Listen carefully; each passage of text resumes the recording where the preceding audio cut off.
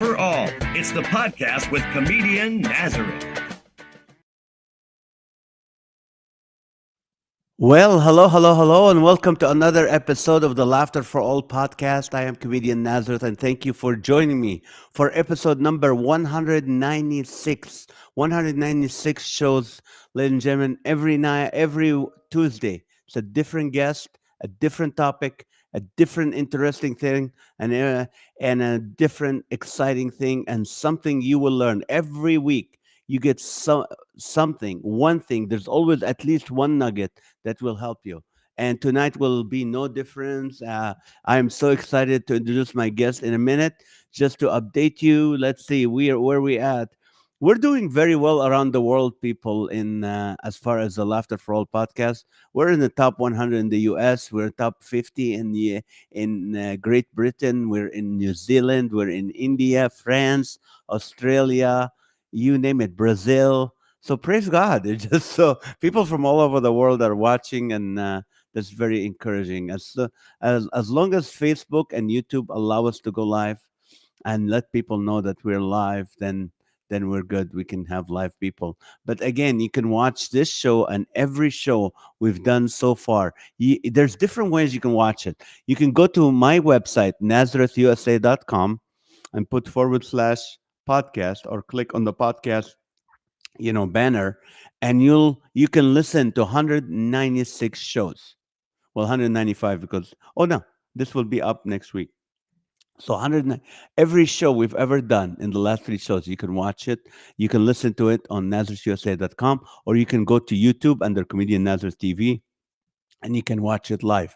Every episode is already there. So you can enjoy all that. It's all free. We never charged a penny. We never asked for money. We never had sponsors to pay us. It's just free. My gift to you to be able to say, hey, I learned something this week.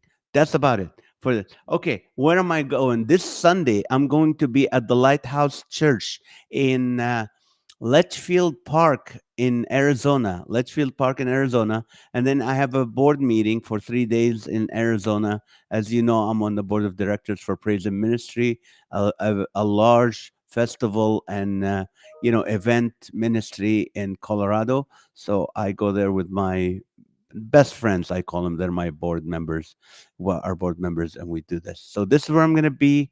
Okay, and then next week, next week after the next Sunday, I will be in the Bay Area at Marina Church on Sunday morning. I will be speaking there, doing comedy and giving a message. So that will be good. And then we'll go on February 9th. If you live in the high desert, Victorville, Hesperia, that area of Southern California, I'm gonna be at the First Assembly Victorville doing a couples night, a Valentine night. So check the website; you can get more information. Oh, and also on the 18th, I will be at Cornerstone Church in Anaheim Hills in California on the 18th. Another event for couples, or single people, or whoever wants to celebrate that Valentine weekend. Okay, that's it. Enough. Okay, last Sunday, I go to church Sunday mornings. I go to church different times, but Sunday night they had this men's group which I attended a few times. It's a Crossroad Men's Group, and there was supposed to be a speaker, a wonderful speaker, and he was sick, and we were praying for him. His name is Russell, but something happened.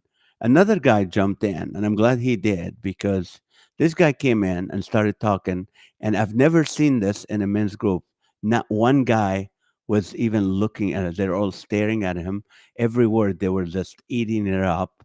The guy was talking a language. He had every experience. He has all the credibility in the world to be able to talk to us and to listen to us, and we learned from him.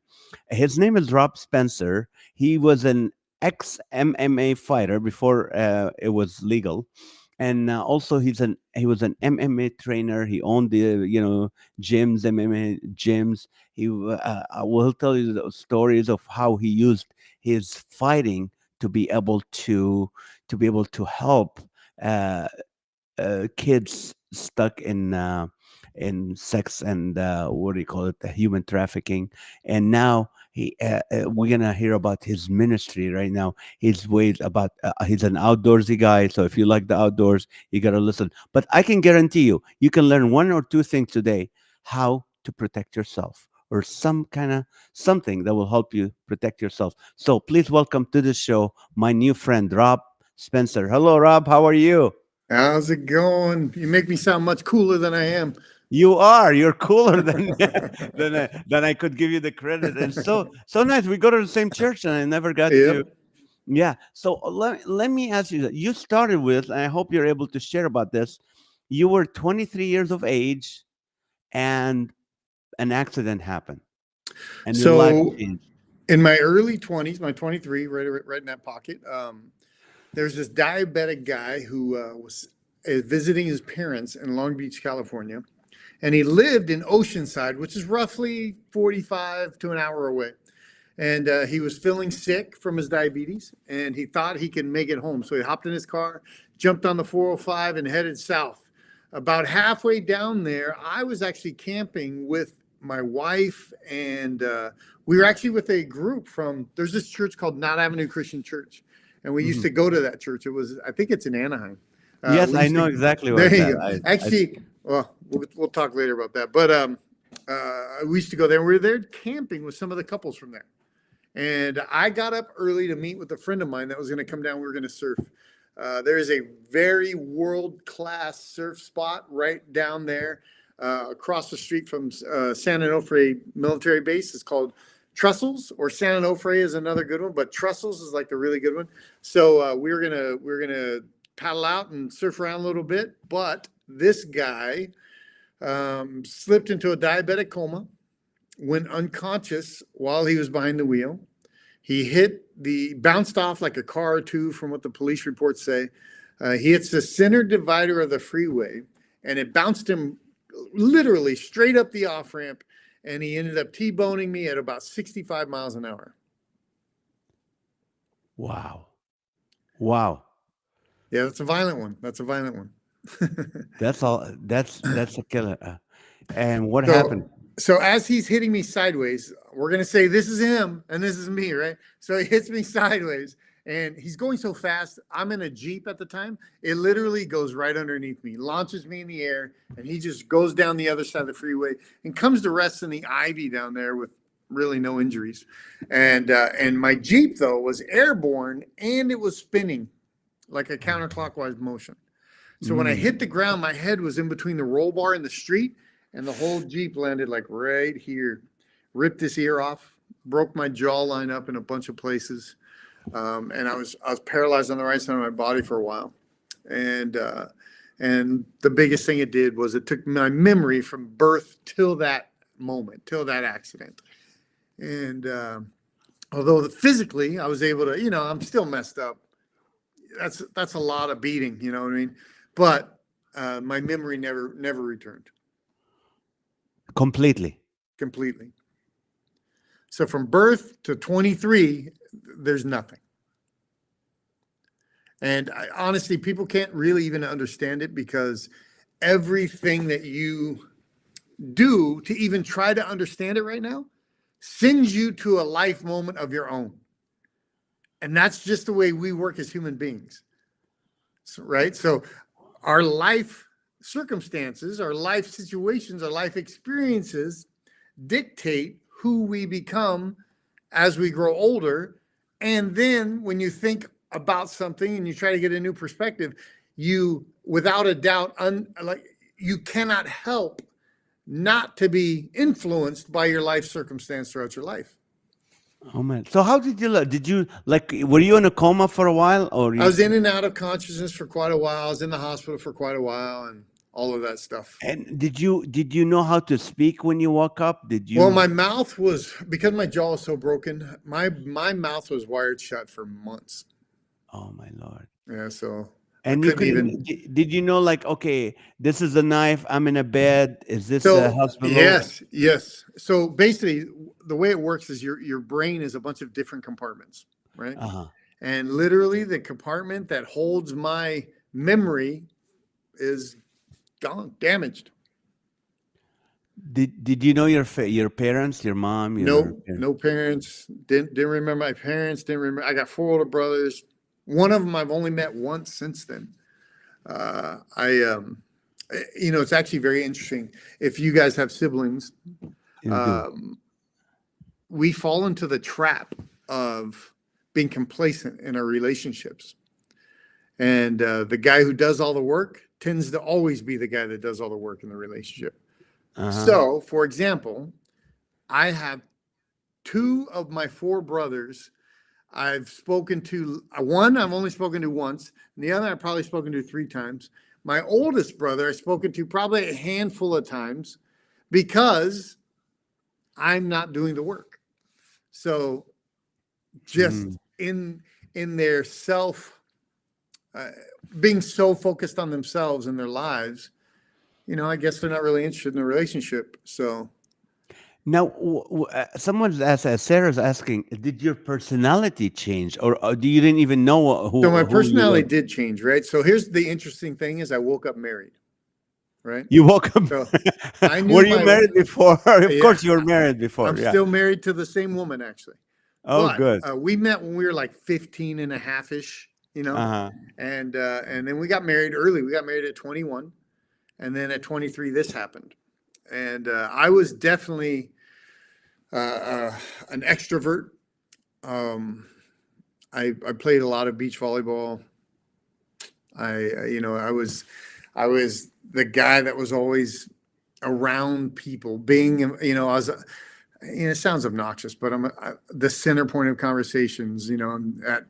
At events and stuff like that. And then once that happened, I was totally introverted Wow. for a couple of reasons. So as we progress in this story, we get to a point where I'm in the hospital for who knows how long at this point. It was a long time, weeks, and I'm just sick and tired of being there. I'm sick and tired of everybody treating me with this white glove kind of thing. I'm sick and tired of, at this point, all my movement on my right side came back, thank goodness. Praise God. And then my mouth was wired shut. They actually sewed my ear on. And interestingly enough, I have zero clue why they didn't take a measurement or something. This ear is so much lower than this one that when I wear glasses or anything, they're always crooked. They're all, Oh, that's right. I nobody in that never thought of. hospital had a ruler or anything. They just kind of eyeballed it and sewed it back up. Can It's you like, come hear on. with it?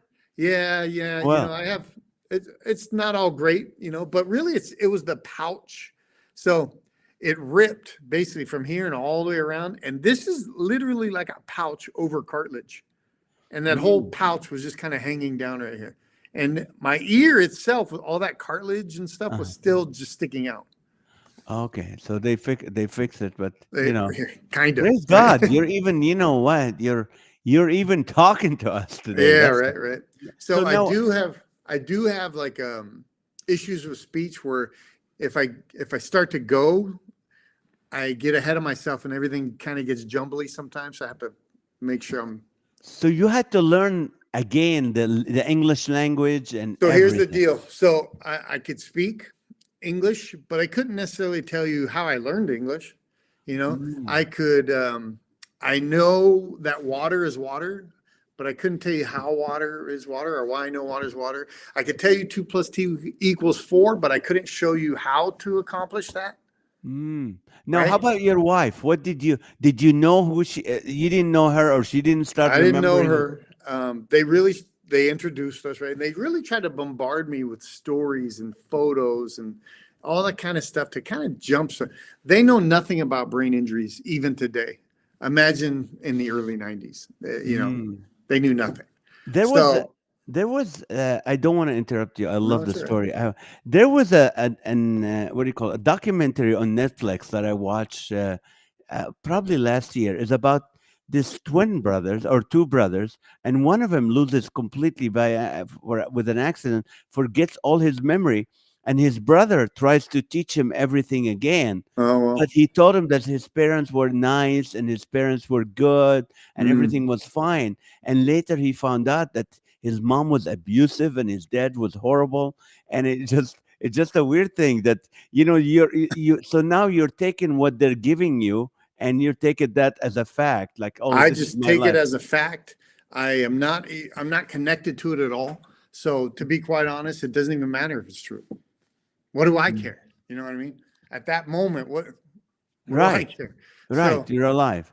um so I, but there's a couple things that I think are important of the story. Probably the most important part of this story is when I first woke up in that hospital, and I knew I didn't know anything, which was Mm. weird, right? Like I knew that what the heck's going on, I'm not familiar with anything, people coming in and out and all that stuff. But what was very evident was the presence of God. What Amen. was very evident was that I was in a relationship with God.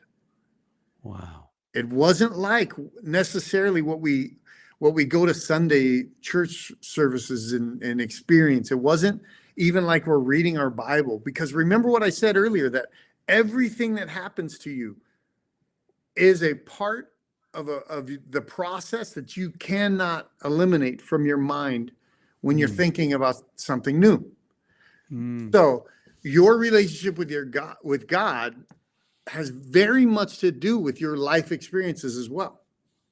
Mm. So I woke up pure. I woke up clean. That was a reset. I had no life experience. And it was so evident that God was real. And to be honest, I didn't even know to doubt God until I got back into humanity. Isn't that weird? That's amazing. Isn't that weird? That's weird. Yeah, so you knew Yeah. there was a God, he's present, you know. I mean, it wasn't even like, I know there's a God. It just was. You see what I'm saying? It wasn't like Yes. this. It wasn't like, oh man, I'm gonna worship God. I'm gonna pray. It wasn't any of that stuff. It was just there. We were Mm. just there. That's And amazing. and that's probably similar to how it is until we in our own lives grow from that baby stage up, and the older we get, the more distance our sin makes us from God, right? Mm-hmm. So by the time we're 40, even when we're Christians, we're so influenced by sin that our perspectives on everything about God is different. It's different than the purest state. That's interesting. I never thought of it. I never thought of that. But you're right. You're right. Yeah, it's It has. it's interesting. I don't. Is it relative to anybody's life? Probably not, but it's interesting. It's very no. How? So you started healing. You started talking. How Yep. did you tell your wife, "I don't remember you," or did you, "I don't Okay. know you," or how? So the other part of that most important part of the story Uh, is when I look back at my life, my individual life, I can model the Bible in it. hmm. And what I mean by that is the very first thing that I chose for myself to do was lie to the doctors, my wife, and everybody else that I remembered everything so I can get out of there. Remember, my mouth is wired shut, so I don't have to explain. I'm sick and tired of being there. I decided I'm going to lie. I'm going to say I remembered it. So the very first thing that I did as a reset man was It's sin. a lie. Was sin. Yeah, lie. You Wow. know, which is interesting, right? Because if you go all the way back to the beginning, that's what happened. That's what That's what Eve happened. did. You know. You know. Hey, he made me do it. Yeah, and then you could follow like a process, a few pivotal points in my life where it's like, man, mankind, crazy. Yes. And how So, long that lie lasted? 10 years. Yep. So 10 years, you And told everybody you remember, you know what's going on, yep, and you yep. didn't. And I didn't. And why? Why? And I was But very other than distant. getting out of the hospital, why? Well, Why okay. was So it? in that moment, understand that I'm just trying to make sense of this. I'm just trying to make sense of this life, of this world, of what is going on, what I have to do, why am I not dead? Like none of it just made sense. And I just thought in the moment that this was the best decision I could make to protect the people that do remember from being hurt from me not remembering. So You you know? were doing it for them So I as thought, well. right? So then I'm now going through life and a lot of life experiences through the MMA stuff and the adolescent service stuff or the family crisis stuff and all that. And I really am committed my entire life to helping people. I've committed my entire life to try to help people feel love, try to help people reconcile relationship, try to help people that are lost be found, try to do all of these things that are the most purest of at heart.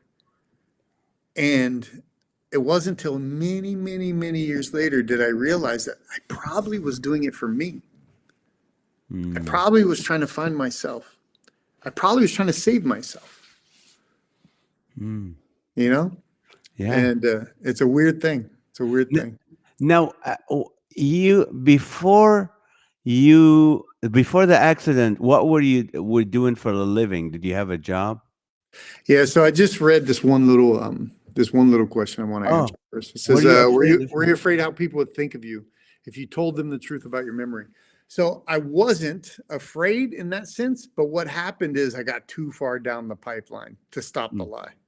If that makes sense, you know what It I mean? makes sense because Yeah, lies so- lead you to other lies Yeah, to cover yeah. the first one. So understand, like the one thing that I also received from this was a total emotional detachment from everybody and everything.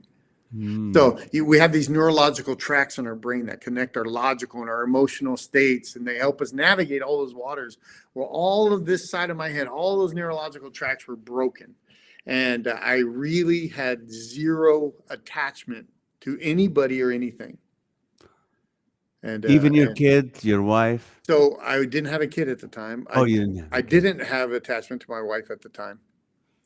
And then it was like from that is so more than worried about what they would think. Look, I don't care. I just didn't care. You know, I was disciplined and I was doing the right thing in my life. You know what I mean? What I thought, and that was good enough for me. I don't care what people think of me. Even today, I don't care what people think of me. And how did the marriage held together with you being detached, living a lie, and what did your wife have to deal with? I mean, to do So through that to keep. before my accident, I had a job, right? I was a union guy. I worked in the harbor. I did a lot of audits and quality control stuff for Nissan. Uh-huh. And after I got home and got healthy enough to get back to work, I couldn't go back to it. I tried, and I just couldn't figure it out. You know, there's too many numbers, too many words, too much paperwork. I just couldn't figure it out. And now my body isn't able to learn like that. Even to this day, I can't read an instruction book and put something together. I have to see the pieces. It's a weird thing. You could lay out a puzzle of 100 pieces and let me look at a photo and I'll put the puzzle together, pretty quick and easy. But if you had that same puzzle, you said, okay, the green one goes here, the blue one goes there, the red one goes there, I'm going to get lost. Wow. Yeah, Wow. it's just the way my brain works now, So, but remember I lied. And so I can't tell them I can't figure this out. So I told my wife that I always wanted to open up a martial arts school.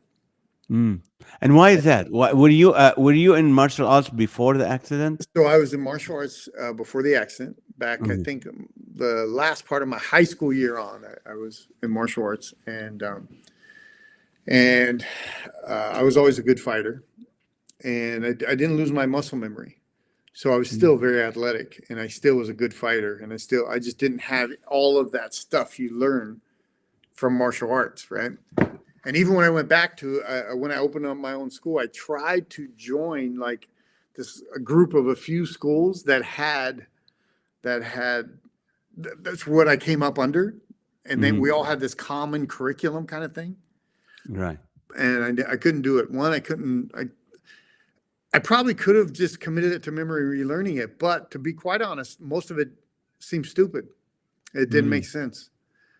Because what I committed to, we're bouncing around the story so much here, but what I committed to in early on was learning these universal truths, and so I'm going to back up, and I'm going to share a story that I shared the other night that you've already heard.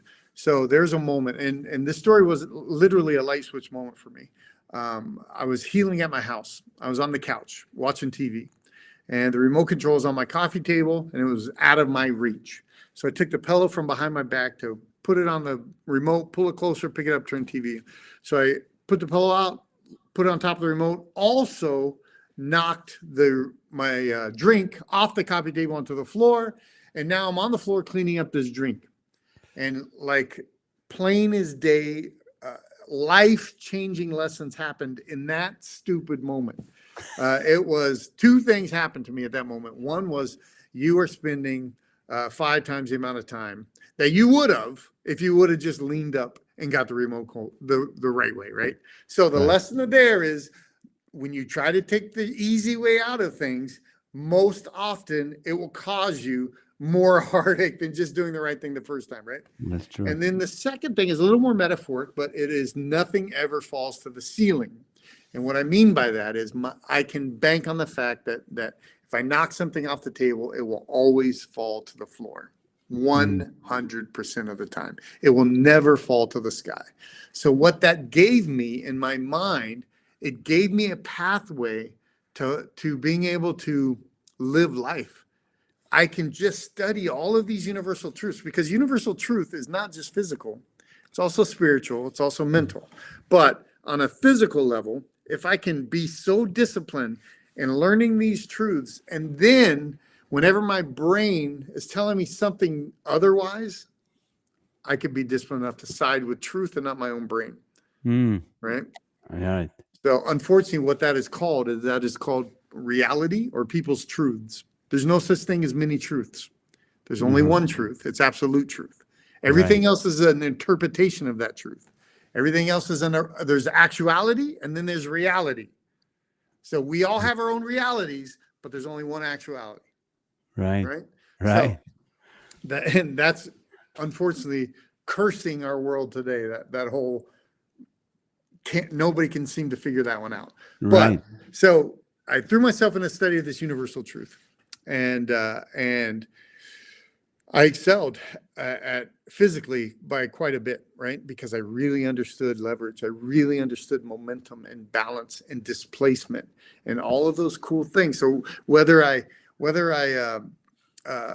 put my hand in a cup of water and the water goes over, whether I drive my car to a swimming pool and the water goes over, or whether me and you go to the ocean and I take a penny and throw it into the ocean, the water will displace 100% of the time. Because the universal law of displacement exists, right? I could bank on that. Okay. I don't care what my reality is. That's absolute. So now I need to live my life according to the absolutes. So I became a super disciplined guy. Super disciplined, very black and white. Every problem I had with my wife was about emotion and emotional connection forever, right? So because I didn't have any of it, I was literally a machine, just going through life, living black and white. I call it doing the right thing, but it's subjective sometimes. That's your truth. So it led for a very lonely existence. And how did that was solved? How did you restore that? We're now probably a couple years out of this. I'm home. I'm healed, back in life. I now open up a martial arts school, all that kind of thing. And while we're doing this process of the martial arts school, and this was 96, my first school was in 96. Somewhere around there, my wife got pregnant, right? So we were going to have a baby. And me, in my disciplined, focused mind, simply made a decision right there that I'll never leave this family. No matter what I feel, no matter what I don't feel, no matter anything, I will always do what I believe is right. And I will never leave this family. My son will never know what it's like to feel the loneliness of not knowing his father, or even what a father is, like I feel.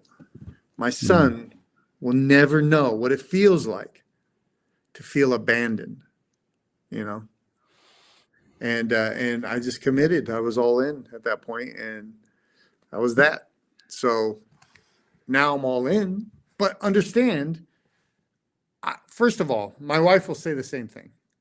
I believe that God literally gave me the gift of my wife back when we were 15. Because look at all of this. Can you imagine what 99% of the relationships would end up like through this type of storm? Right. You know? But she's always been the best person that I know. Doesn't mean she always does the right thing. It means her heart has always been the best person that I know.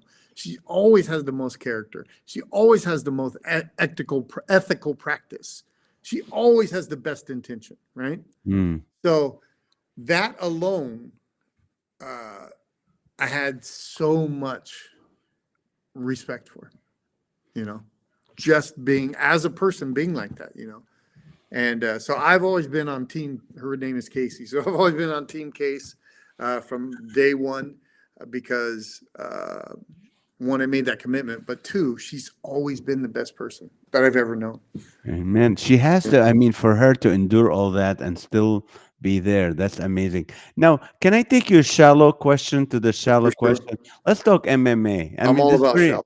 Yeah, now you were a fighter before MMA was legal. So you Okay, guys so were, check this out. Let me give people the context of the history of it. yes, please. So- I'm sorry, I don't mean to interrupt you. Back in the day, there was no such thing as MMA, Yeah. right? It just didn't exist. Especially here in the States, it was different styles of martial arts. There's a karate guy, there's a kung fu guy, there's a judo guy, there's blah, blah, blah, right? Right. But the style of fighting that we all over the world, they're still fighting. There's still organized fights outside of this country, like Japan and some of the European places and that kind of thing. But it wasn't here. We didn't have that kind of stuff here. But there were these things called no holds barred fights. And no holds barred simply means the fighters will make the rules amongst themselves and then they will fight. So let's say you have a ponytail and I'm bald. Hey, one rule, let's don't pull hair. That's not fair. I can't even pull your hair back, right? Oh, okay, cool. Hey, let's don't kick each other in the groin. That hurts. That hurts everybody. So let's don't do that one. And don't bite because it's disgusting. Okay, So cool. you guys decide on that right before the fight. Yeah, like right before the fight. How, So there's a few how rules. civilized. It was very barbaric. Uh-huh. And the skill sets were all over the place. There were Did you no wear weight. gloves? Did you have to wear gloves? There were no gloves. Some Ooh. people would like tape their hands a little. It was like I said, the skill sets were all over the place. There are no weight divisions. There's a guy that weighs 160 that might be fighting a guy that weighs 260. Wow. You know, it's crazy. It was just Did he have to, or it was like it's the fight that you agreed on, right? So, like I know a guy who is a very small Guamanian guy, and he would just fight all the beasts and win. Yeah, and win. He was so good. And how do you win? Do you have to beat him up to where he can't move, or what? You go unconscious, right? That would be a win, like a KO. You could submit somebody, and they would say they give up, right? Or your corner can throw in the towel. Oh, okay. So, but it was zero type of organization. You look at the UFC today, and it was nothing. I can't even believe the UFC was birthed from that type of fighting, right? Because now the UFC guys they're the best athletes in the world. You know, they literally are the best athletes in the world. But back then, it was just a train wreck, and it wasn't even. You still couldn't do it in the States. You could do it in TJ. I live in Southern California. You could do it in Mexico, or they could set up these little cheesy ones that are like just on our side of the border on Indian reservations, where they have no law, right? So Yeah. Now, was there like gamble like money, like they bet money on the wrestlers? That's how you guys made your money, or no? Oh, are you kidding me? The money was like a couple $100, maybe. No, It was you not. like to what with me? You're an MMA trainer. So let Okay, me tell let's you say. why. Let me tell you why. Tell me. So I had this deep, I would say, ethical crossroad. So I believe that hopefully I don't offend anybody here, that most like traditional martial arts are very impractical and inefficient and don't work.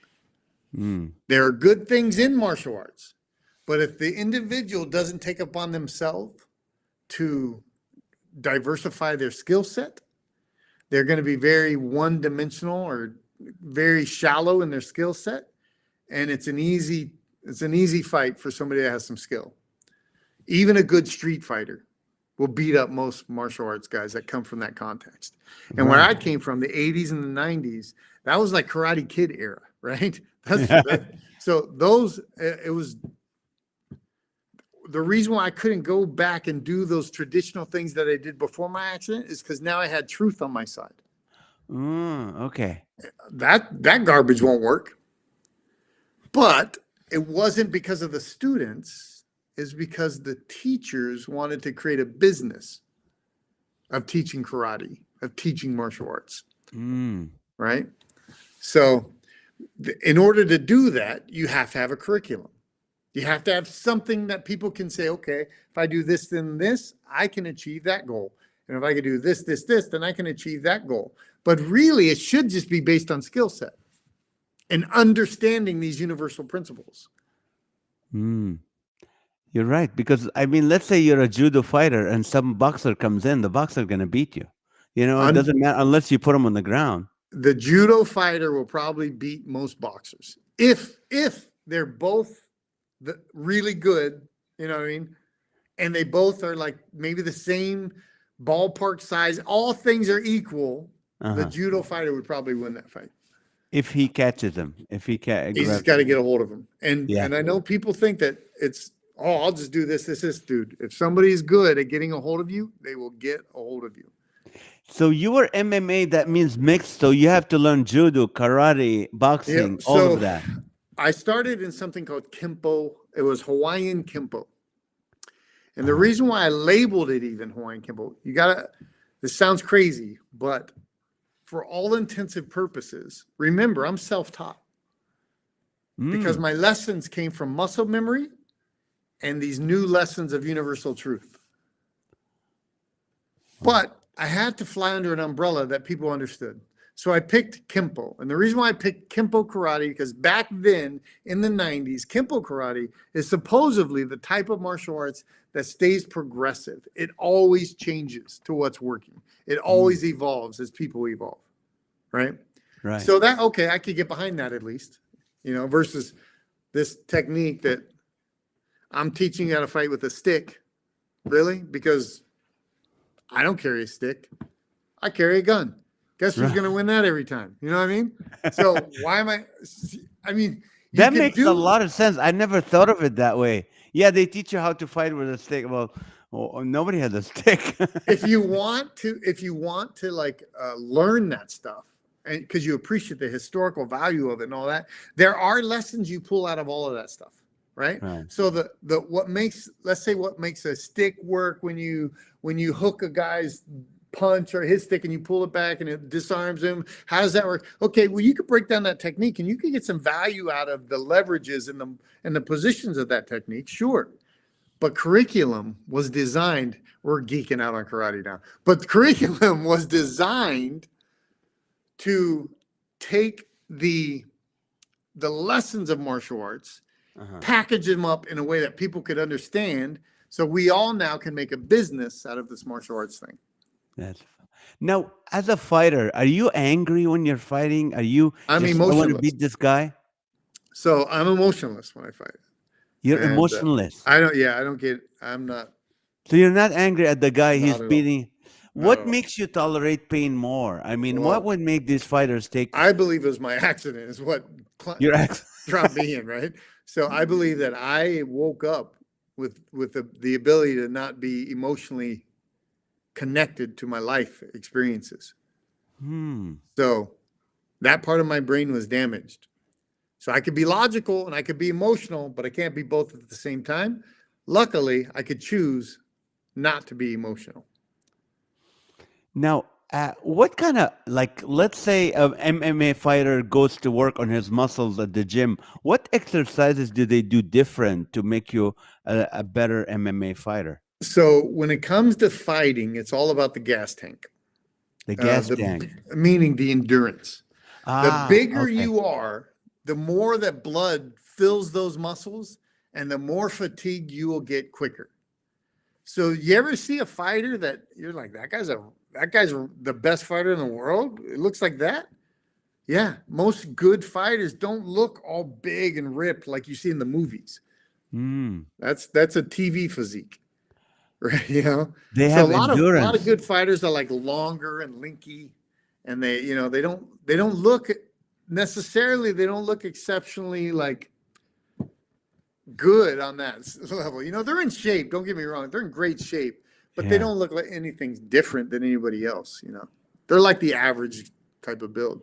So it's better to be that than it is to be super big and bulky and strong. Yes. And Neil was asking, where were you training when you fought? Where were you training? So I opened my first school in Fountain Valley. And what I was going to say about that is that no holds barred stuff was literally a few fights in Mexico and on the Indian reservation thing. And it was really done for me personally to see if what I believe in so much, what I'm teaching people that is supposedly keeping them alive potentially actually is effective and efficient and works. So I did a couple of those little guys. I was a fighter by the nature of the industry. There wasn't even a sport back then. Right. Now, So let me ask you this, and it's really important. We have a lot of ladies listening and stuff. Let's say you have a daughter or your wife. What advice do you give as someone who protects? Because we want to get, I don't mind, we're going to go over an hour if you have the yep. time. We want to get to how you used your training as a fighter to help save kids from sex and, Okay, human so trafficking. those are two way different things. Ah, But on the okay. first level, what would I tell a wife, a kid, a mother, a daughter, a sister, or a woman, a female, how to? I would tell them this. I Uh-huh. would tell them you need to learn what really goes on in the world so you could be aware and you take preventative steps to avoid that kind of situation. That in itself will keep you out of 99% of the trouble. Can you say express more? Like, know So what's going on in the world? Like what? there are victims in this world, and there are predators in this world. Right. And the predators look for victims. They don't look for females, right? Mm. Mm-hmm. So you need to not be a victim. And being a victim is mostly psychological, not physical. The truth of it is you have a 120-pound girl who's very fit, very athletic, all state, whatever, in whatever sport and all this other stuff. And she has to defend herself against me, an old guy that's 6'3", 235 pounds. Guess what? She's losing. Sorry. What am I going to lie to you and tell you, oh, if you do this technique and this technique, that's so irresponsible. Right. You learn techniques so you can take advantage of a situation and get out of there is what you would do in a real life situation of self-defense. You wouldn't sit there and think, oh, I'm going to take this guy out. That's stupid talk. Right. First, you learn how not to be a victim. Once you have that down, then you learn a couple things physically that would allow you not to be a victim, right? Like what? Like, for example, once you're conditioned in your mind not to be a victim, I would say you learn the parts of the body that supersede size, eyeballs, right? Psychologically, the percentage would have to be super, super low. Most people psychologically cannot take their thumb and stick it into somebody's eyeball until they can't go any deeper. Most people can't do that psychologically. That means you lose. Right? So you have to be able to get past those barriers of being a victim. Now I can learn some things like, oh, okay, soft targets, the eyeballs. Now, if I just take this thumb, somebody's trying to come on me and we're all tangled up and we're fighting and I'm just protecting the parts of my head that really are oversensitive to making me go unconscious. And I get the chance to stick my thumb just like that. I'm not even fighting. I'm biting him. And then when he pulls up, I'm going to poke him in his eye so deep, I'm going to go knuckle deep in his eye socket with my hand. People psychologically can't do that. But that's what people psychologically have to learn how to do. And that would stop that would probably stop the life, but that would stop if you're really in deep, you'll do a lot of damage, but that definitely will stop the attack. Right? Okay. Yes. Kicking in the groin. Here's the big disclaimer. Kicking in the groin is overrated. It doesn't work. You have to hit it so specifically right to make that be so effective that it stops a guy. Not to mention men, if any men are listening here, we've all been kicked in the groin or hit our groin some point, and you got like 45 seconds before that really kicks in. Kick me in the groin, I'm really going to be mad at you for the next 45 seconds at best for you, So stop with the kicking in the groin thing. Learn how to poke people's eyeballs out. Learn how to bite. Learn how to, do the dirty stuff. I would always carry something like a pepper gel. And the reason why I say pepper gel and not pepper spray is because pepper spray is a cloud that you will inevitably get sprayed with yourself if you're in any type of a situation. But pepper gel is gooey and it actually shoots out like silly string. So you get pepper gel and you train how to use it. And then if you get really good at that and you want to elevate your skill set, maybe you carry a knife. I carry a knife everywhere I go.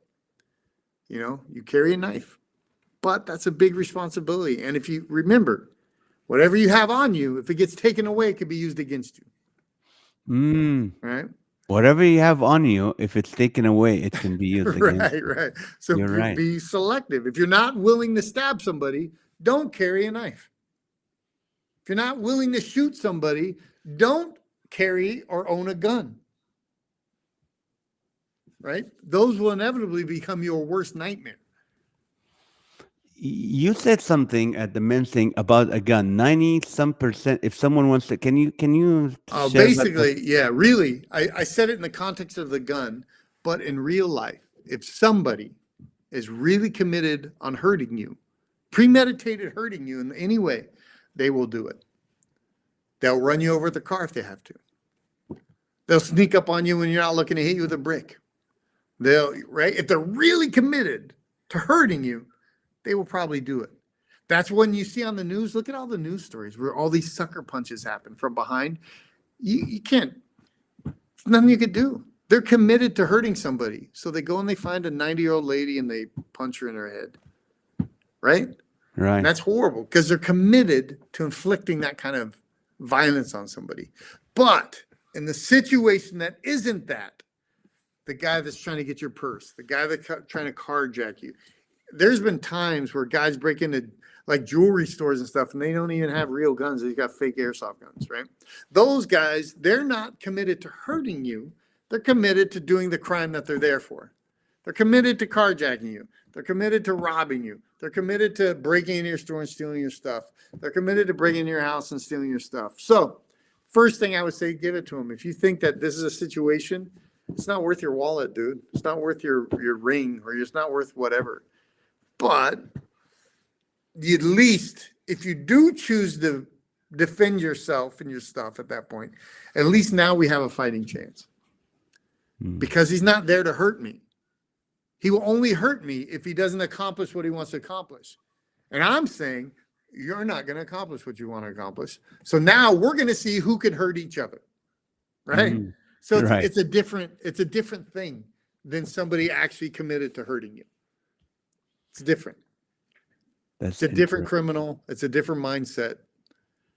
Uh, you said something about like when someone's holding a gun, all you have to do is do with your Oh yeah, hand. there's some statistics actually about this, and I would have to look up what the current ones are. But years ago, it was like if you were like if you could get 4 to 5 feet away from a gun, turn around and take off running zigzagging, you're like, I want to think in the 90 percentile chance of not getting shot.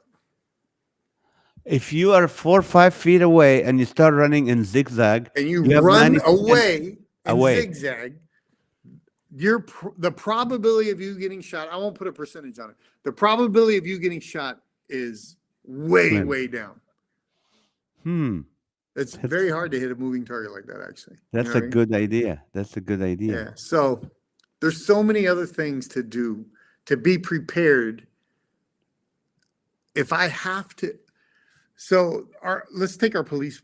You ever see like police videos where we actually get to the point of a physical altercation with a police officer? Yeah, And I've it's seen like, that. what is this guy doing? Does he have any training? Right? Well, because police officers have very little hand-to-hand training. They don't need it. They have a police car, and they have a uniform and a badge and the power to arrest. And then they have radios to call their friends, and then they have pepper gel, and then they have tasers, and then they have sticks, and then they have a gun. And then if all that goes sideways, then we're going to fight physically hand-to-hand, right? So I Right. don't need in that situation, an officer doesn't need to spend, he should, but he doesn't need to spend all that time on physical, right? Because he has all Right. these other tools in his toolbox that if he masters those, he's good. Right. So it's the same thing with becoming not a victim by changing your mentality and understanding your surroundings and understanding human nature and setting up safe holds for yourself and your behaviors not to go and fall into something stupid. The easiest one is when you go and you park, right? So I have a tendency of always parking farthest away and walking into a store. Right? Mhm. Well, if you're a female and you're going to the grocery store and it's 11 at night, and just because you have a new car, you want to park way far away and walk in, that's stupid. If you had a junky car, you wouldn't even think about parking away. In fact, you'd be like, oh, I don't want to park far away. It's scary. You know what I mean? So you think, okay, I need to park close to the door under a light. 100% of the time. If I can't park close to the door under a light, I'm not risking it. I'll go to a different store. I'll sit there and wait for that person to come out, and I'll take their spot after that. Right? Right. So easier things like that. But to think that you're physically going to do something off of a lesson or 2 lessons is very naive of you. And I would hope that you would take the time, if you're going to get into that, to find a good teacher, because no matter what the style, no matter what type of martial art, no matter what type of fighting, no matter what type of weapons training that you're going to take, the number one thing you need is a good instructor. If you don't have a good instructor, it doesn't matter. You're going to get garbage, right? So find a good instructor in something and commit at least 6 months to a year. At least 6 months to a year. Wow. So there was a new not art form. It's like self-defense. It's a Israeli thing training called. Oh, they call it Krav Maga. Yeah, Krav Maga. Do you recommend that? I think it's good. It's solid. Usually it's more of a combat, well-rounded kind of a thing. For a daughter, like if my daughters, I want them protected. So should I sign I them would up? say this. I would say Krav Maga is good, but a great instructor is better. Great instructor. That MMA instructor. So let's say you got five different types of places around you. You have a Brazilian Jiu-Jitsu guy, a gym. You have a traditional karate place. You have a wrestling place. You have Krav Maga, and you have something else, whatever. Let's say you have 4. I would say you take those 4, and the number one thing you look for is a great instructor. Mm. Because at some point, if you understand the mechanics of the body, it's all the same. Wow. Right?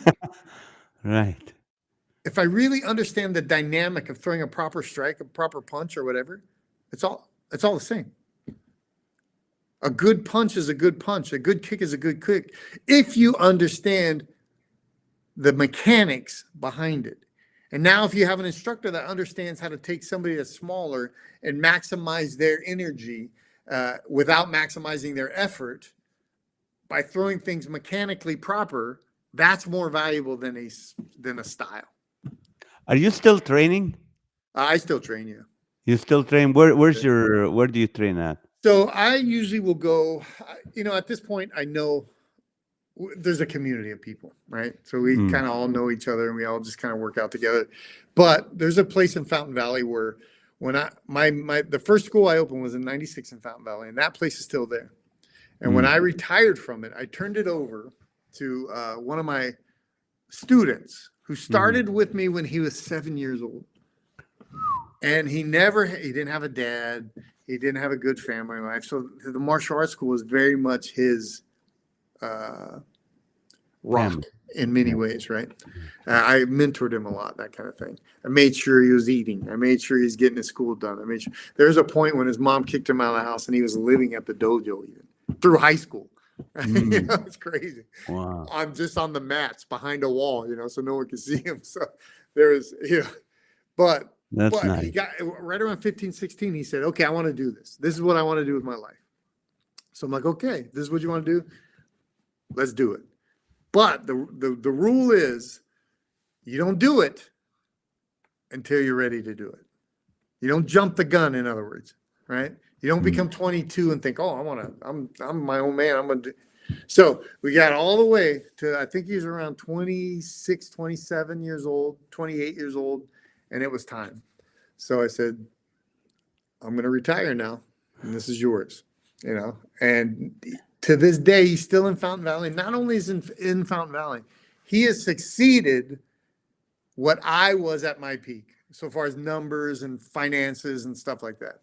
He's in a giant 6,000 square foot building. It's What's the name of the place? good for him. It's actually called Williams MMA. Williams MMA. MMA. Okay, you know If what? you ever want to go there, I'll meet you there. I'll introduce you. I'll, that kind of stuff. I'll even work out with you on the mats there while your daughter's in class or whatever. How old's your daughter? She's 23 and 16. Oh, okay. So, yeah, maybe we'll do something. Yeah, or I'll work with you and your 2 daughters a few times and help you find a place from there if you want to keep following up with it. That would be great. Let me ask you a couple quick questions, and Sure. I want to get. I'm sorry, I'm taking longer than an hour, which is fine. I appreciate that. I'm Okay. good. I'm good. You used your ability to fight to help fight human trafficking. Tell us quickly a little bit about that. Okay, let me just answer one question because it's at the top here. I think I'm missing a bunch of questions. What Am I supposed to be advice would you reading have these for the questions? teenagers? I thought you were supposed to be reading these questions. I know. I just, you know what? I still have my questions from like 20 minutes ago. What advice do you have for teenagers? As far as self-defense, I would say join the wrestling team at high school. And the only thing I would say, please don't become bullies. Because a lot of the wrestling team in high schools that I see, there's this common thread of like combat sports and adolescence brings out bullying sometimes. So just make sure you keep them in check on that point. But high school wrestling is a great thing. It doesn't cost you a dime. Well, uniforms and junk like that. But other than that, I would say Brazilian Jiu-Jitsu is probably... Brazilian Jiu-Jitsu by the right instructor is probably the best martial arts that I would tell you to. I would also be comfortable saying Krav Maga if the instructor is right. That's good. Okay, so how did you get into that helping with children? So it was sometime in the 90s. There's these partners. They were international private investigators, and they were. Okay, good luck, Chris. Here's how you want to argue with your wife. Think that you're trying to prove what she's trying to prove. That way you guys agree and you will always win. I've never heard it done that way. That's a good one. So it was like in the 90s, and these two guys and private investigation. So human trafficking wasn't a thing really back then. It was always a thing, but it wasn't that trendy, everybody dressed in military. It wasn't that. It was actually like kidnappings. It was like, it'd be, they would call it kidnapping. They would call it turning somebody out, meaning you take a girl and you basically you turn her into a prostitute or stuff like that. But they never really called it, they never really called it trafficking. But back then, these two guys, they had this very successful business. They're known all over the world. They've been in TV shows, like documentaries about these guys, and super legit in their field. And this was, drugs were starting to really trickle down to the high school age kids. And they were really coming in contact with a lot of violence. And where before in the industry, they would use like professionals. They would use professional psychologists, and they would use educational people, and they would, use people like that because they were more geared to deal with the problems on a psychological level. Mm-hmm. Because it wasn't, I don't know if you guys remember, I don't, but I don't know if you guys remember that like the 70s and the 80s, and it wasn't like straight violence and stuff like it is now, like people would fist fight then. Now you get in a fist fight, guess what? On the way home, you're getting shot. So It wasn't the same. So anyways, these professionals that were there to care for the kids when they were found and stuff, they were just getting beat up. They were getting chased. They weren't getting anywhere. So these two guys basically came to my school one day and said, "Hey, do you think that you can?" And I had a reputation basically of taking people, meeting them where they are. And I'll tell you why, is because this is the way Jesus did everything. But meeting people where they are and helping them get where they need to get to. Right. So that's what I have. Remember, universal truth is universal truth. So I don't need you to have a set standard before I teach you leverage. Your leverage points will be different than a guy who's 8 foot tall. So I need to teach to the individual. Right. And where like that traditional martial arts school taught to the curriculum list, I always taught to the individuals. So I had that reputation. So these two guys came to me and they said, "Hey, could you go in the field and could you just spend some time learning it and then come back, develop a system of self-defense, and then be our corporate trainer for our guys?" I said, "No problem." So I went to the field and I quickly learned. Well, first of all, I felt like it was a calling. I went to the field and I felt like, I think I'm supposed to be doing this, I quickly excelled. I believe that two things I believe. One, when you lose part of your brain or part of you, the rest overcompensates. So you get hypersensitive in some degree. So instincts and take that along with the study of universal truth and human nature. Those are the two things that my whole life, all I say is I'm a student of truth and a student of human nature. And I just stick with those two things, right? But I believe that also God has given me the gift of discernment. And in that context, I just really excelled at locating kidnapped kids or runaway kids very easily. It was all gut instinct. It was crazy. There was a time when this is one. Remember, I did this for about 9-10 years. So there's thousands of these stories, but there's one story where there was this very expensive juvenile rehabilitation program in Malibu. And they would always call me when a kid ran away because I could find them quick, more often than not. Well, remind me to tell you something about kids running away, please. Okay. This is a good tip for parents. But this very prominent family's daughter was there, and she had a boyfriend that was a real scumbag. just drug dealer. Just a piece, just a bad person. Trying to, just a bad person. Thank So, you. so he talked her out of running away from the program. But the program has many kids there, not just her. So there's this other girl whose family was from Atlanta, Georgia. They were a very wealthy family, and they caught their daughter smoking weed one time, and they panicked. They're very conservative Christian family. They panicked. They sent her to rehab.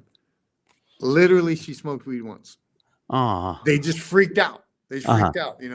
It's just that stereotypical conservative Christian white family that they live in their bubble.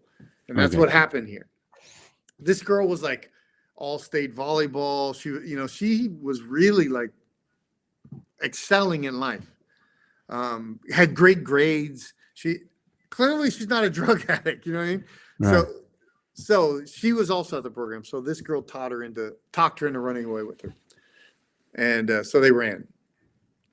The boyfriend and his friends had all the intention on selling the friend of the girl to sell her into sex trafficking on Craigslist, by the way. Wow.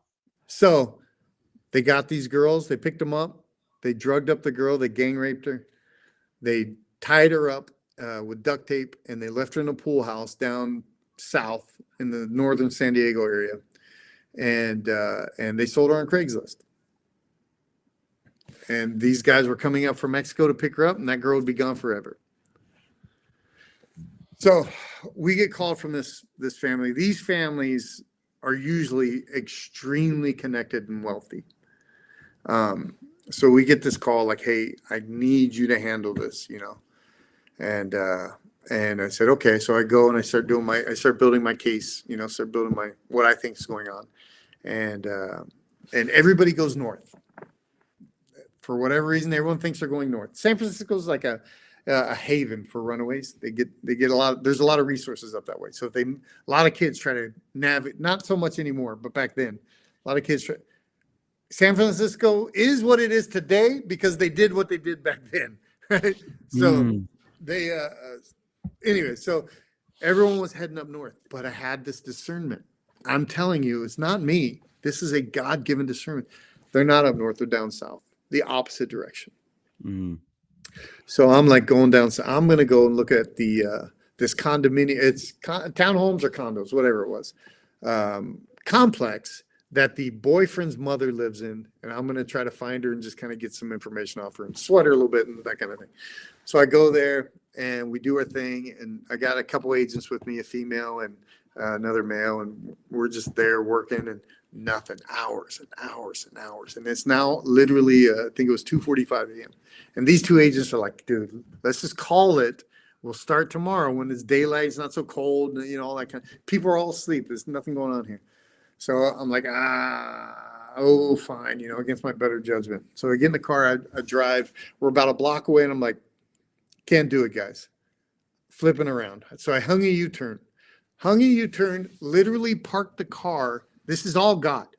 Parked the car outside of the pool house, of the swimming pool. And then I thought, have we checked the swimming pools and stuff like that yet? Nope. Jumped the fence, went into the clubhouse. She was unconscious, duct taped up, unconscious because they drugged her up, not because, she wasn't dying or anything. Unconscious, in duct tape, waiting to be picked up. Minutes later, found her very quickly, found the boyfriend, found the other runaway girl, everything lined up there. I had everybody, basically I set fire to everything. It's chaos. That girl, I get out of there. This girl, she ends up going back to the rehab. This guy ends up going to jail with his dumb friends. And the guys that were bought her, there's nothing we could do about that. But that was one night. Oh my Lord. That was one night. That's God. And I loved the lifestyle. I loved the chaos. I kind of compare it to kind of a stupid comparison, but have you ever seen the Book of Eli? Yes. The great Denzel Washington movie. It's like this apocalyptic thing where Denzel Washington, he's almost blind, but his job after the apocalypse is to, for whatever reason, God has given him the King James Bible in his mind, because he's blind, so he doesn't read it, right? It's not, and he has a Bible and it's Braille and all this other stuff, but so he's memorized it. So the whole Bible, and God has told him to go to the West Coast because books are all gone, and he needs to document this with this group that's on the West Coast that they kind of are the guys that are trying to restart the earth. Uh-huh. But along the way, he comes across all these things, and God just takes care of him. You know, crazy situations. And that's kind of how it was with me for a lot of years. And I found I had a great recovery rate, and everything was great. And then, but each year that passed, I was more of a shell than I was the year before. I got to a point where I can hug you or I can hurt you, and I didn't care either way. Wow. I had no emotion, no emotional attachment, nothing. And what changed that? What's that? What changed that? This is a good one. So I actually was like, God, you know, me and my wife are like, you know, my day started at like 2 a.m. and I would get done at like 11 p.m. That's not a good family life. But I was saying at some point, God, I tried to be so disciplined and do the right thing. That's all I ever did. You know, what's the deal? What's the deal? You know, come on, dude. What are you doing to me here? So there was a point when every day from the moment my kid was born, I prayed to God the same prayer. I shared this with you before on the other night, is that I would pray that God would let me live until my son graduated high school. I thought that would be a good age where he would be better equipped as a man to take care of his mother and handle it himself. You know, God, please let me. I know I'm on borrowed time. Even today, I know I'm on borrowed time. I should have been gone now 3 or 4 times, right? Right. And God, come on, right? And now also all the time, there's been interest in like book deals and working on different shows and stuff like that. And I didn't want anything to do with any of it. And the reason was because I didn't have a happy ending. All of my discipline, all of my hard work, all of my right doing, all of my commitment to finding the lost, I was a shell of a man that didn't love himself, didn't love anybody, didn't even know what love was, didn't any of that stuff, right? I just was an emotionless machine. And anyway, so now we're like 3 weeks out of my kid graduating. And there's been a couple of times my brain messed up with me, and it's dumped levels of hormones in my system that have whacked me out. And I had to go and like figure it out and get control of it, you know. And this time it was cortisol. And cortisol is too much cortisol will kill you, basically. My body is dumping big dumps of cortisol. And there's a light, one of those light switch moments. We all have a few of them in our lives, and this is probably my third one. It was like God reminded me of my deal. Rob, you said if I let your son get to graduation, you're good. Basically, I believed I was saved at that time. I really do. So, you know, I was saved. So I'm bringing you home. And I'm like, oh, man, you know, that's heavy. That's heavy.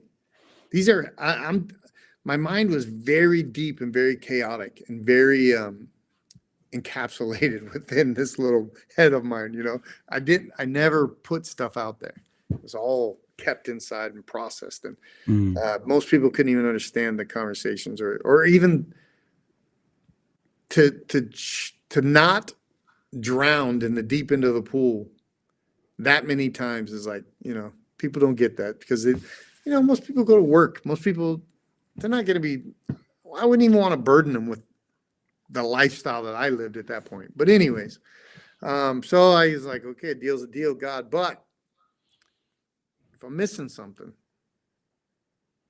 if there's a reason, I'm in. Just let me know what it is. And he basically was like, finally, Rob, you finally are at this place where I've empowered you to do these things. You know, you are truly the example of being made in a new creation. And you went on to be so disciplined for so long, so focused on doing the right thing for so long. And all of that is in vain because you forgot the whole point. And I'm like, oh, okay, God, what's that, right? You forgot to love. You forgot to love. You don't love yourself. You don't love anybody else. You don't love anything.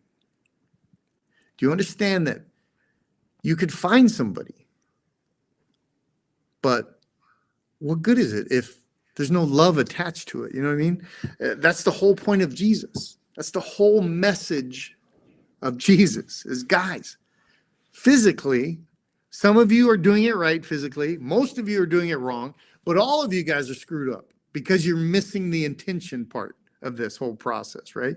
You're missing the love.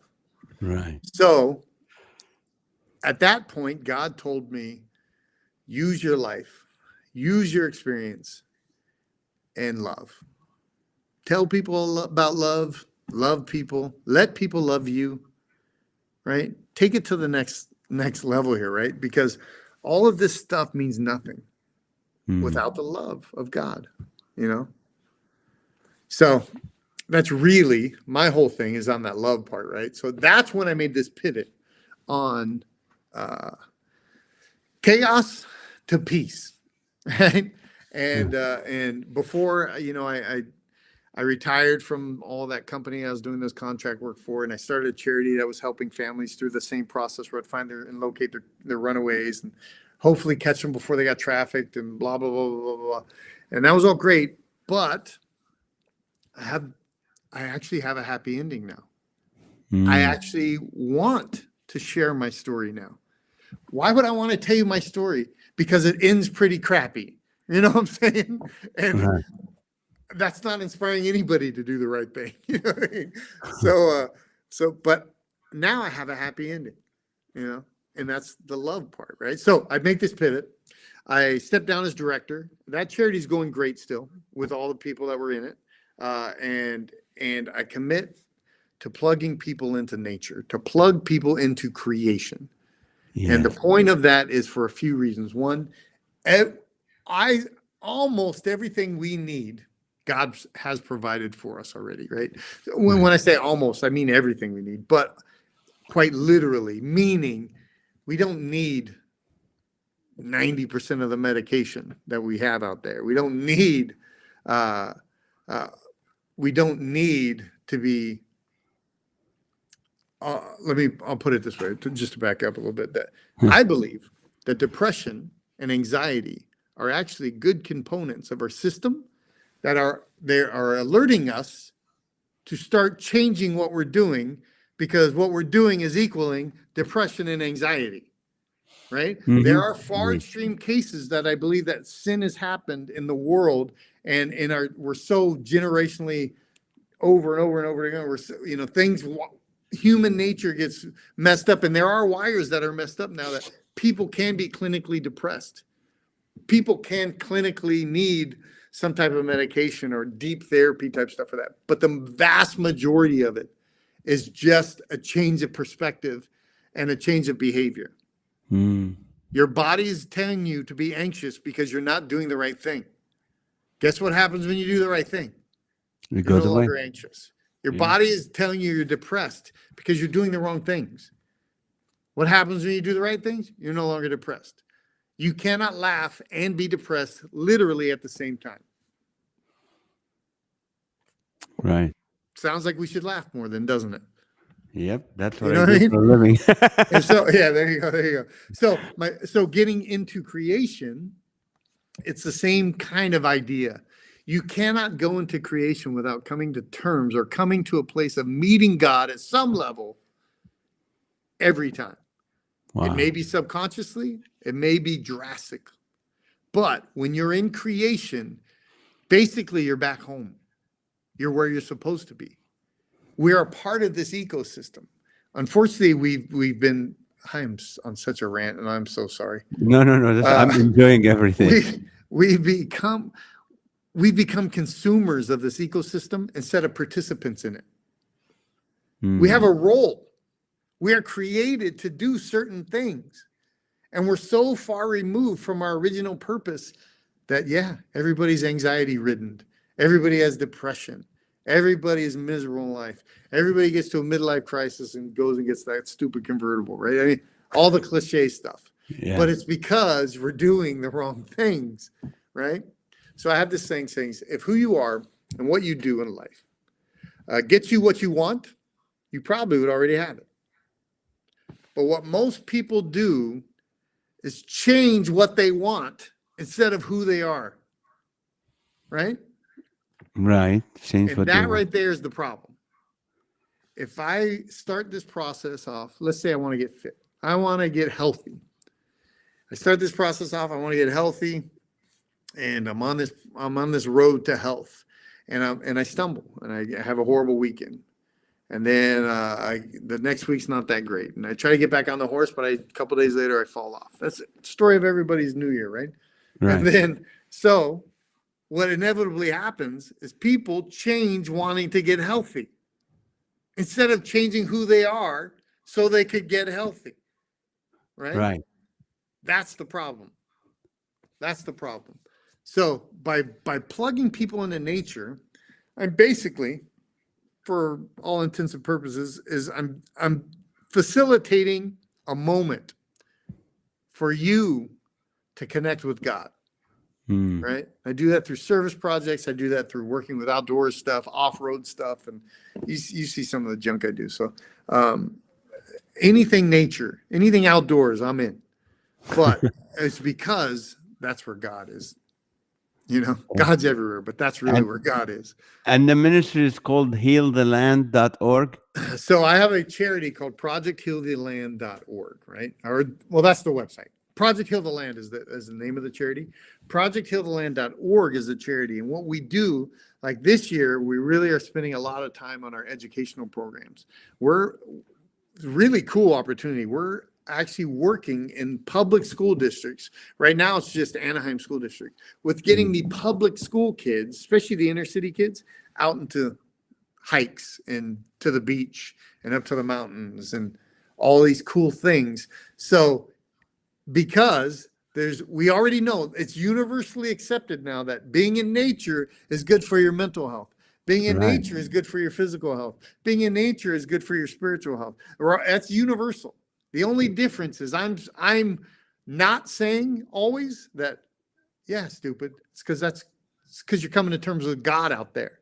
You know what I mean? Right. So we're able to go and take these kids that don't have that exposure. And remember what we're called to as Christian people. We're not called to change people's minds. We're not called to teach people necessarily how all of their wrongdoings and all of their right stuff they need to do. We're called to introduce them to Jesus. Amen. And then he does the rest. Amen. So that's what my underlying purpose is of Project Heal the Land. And I do that through facilitating projects, by doing educational programs, by doing all kinds of cool stuff like that.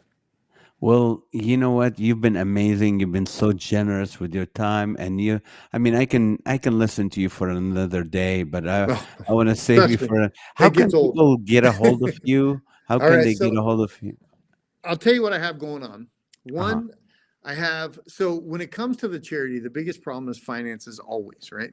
Okay. So what I try to do is if anybody wants to donate at projecthealtheland.org, trust me, tremendously needed, tremendously appreciated. Healtheland.org. Let me. Yeah, projecthealtheland.org. But Project Heal the Land. Yeah, projecthealtheland.org is the website. Healtheland.org. So now it's up there. So anybody wants to donate to that, that would be great. But what I try to do is I try to build out businesses that generate income. So then I don't have to ask people to donate their money, I truly can just plug them into work with the kids, plug them in to do projects. I literally could just facilitate that connection that I want to with God, you know? Hmm. And one of the things we're doing is our YouTube channel. Well, I started a YouTube channel 5 months ago. And it might be, yeah, it's 5.5 months now. It's called EXO Oppo, EXO APO. And we are obviously the reason for that is building that into a revenue generating business Hmm. that then can fund the charity work. So the charity is truly philanthropy at this point, you know, Right. and those are some of the ways we can now generate income without doing it. So if anybody wants to check out ExoApple on YouTube, feel free. It's all just outdoor and off-road outdoor content. That's I really love what it. it is. Can you give it to me again so I can key it here? EXO EXO APO. APO. Yep. That's on YouTube. Yeah, just on YouTube. On YouTube. Okay. Okay. Here we go. The last thing I want to give somebody is you guys my Instagram, right? Okay. Instagram is at Uh huh. ADV ADV ROB, like adventure. Adventure Rob. Yep, Adventure Rob. ADVROB. It's okay. And that's on Instagram. And please, if you guys want to follow me along there, I share all my stuff there, but I love to engage. So if there's any questions, let's say there's a parent on here that, you know, hey, they're struggling. It's their kid's 14. Now's the time to nip that in the bud, right? Now's the time. By ignoring it until they're 17 and think, oh, they're going to be 18. I better act now fast. That is a very common mistake and a big mistake. So, you know, if somebody's going through something, they want to send me a DM there, I'll answer it. If somebody wants to share something with me, if somebody wants me to go and speak or do something like that, Yeah, hit that me up would there. be. I encourage you guys, pastors who are listening and leaders. Your men's group need to hear Rob. They need to. I am It happy was to go amazing. anywhere. I appreciate that. Well, thank you so much for your time, brother. I'm sorry I took 26 more minutes from your time, but I appreciate it. You're Dude, very I love it. I interesting. love it. Well, thank you. Say Let me thank leave you. you with one thing. Let me leave Yes, you with one please. thing. If we're going to give people uh, a few steps to success in a Mhm. better life, I would say simplify, um, be in the moment, Mm. and love. Simplify, be in the moment, and love. That's you. That's very good advice. There's so much I would love to share, but I know it's late and all this. But Would love to have you back. yeah, Uh, we'll have to do some more stuff. and thank you. Just hang on there. Let me close the show. And Okay. well, thank you Thanks, guys. guys. Thanks for hanging in there. Sorry I went too long. Thank you. No problem, eh? Thank you guys so much for watching and listening. And like I promised you, this is gonna be good. And there's a lot of good nuggets that you can learn from. And so I want to encourage you to go check Rob Spencer out and just see if you can, be part of blessing his ministry, or at the same time having him come and speak at your group, at your church. Just would be amazing. So if you want to subscribe to the podcast, please, you want to share it with people, share it with people. If you're a man and you have a wife and daughters and granddaughters, or if someone, you have sisters and your mom, share it with them, especially the part about how to save yourself and how to protect yourself and how not to be a victim. All these things are very, very important. So share that with your loved one and stuff. To next week, there will not be a podcast because I will be in Arizona at a board meeting. Tomorrow is my birthday, so I'm going to celebrate. I don't celebrate because of what's going on in the Holy Land right now in Gaza, and we're not celebrating, but at least, I will not be working a lot tomorrow. But anyway, if you're in Arizona, I'll see you Sunday morning in Litchfield Park, Arizona at Lighthouse Church. And thank you guys so much for watching. Love you guys. So good to see some of you back on the show here. So take care and good night.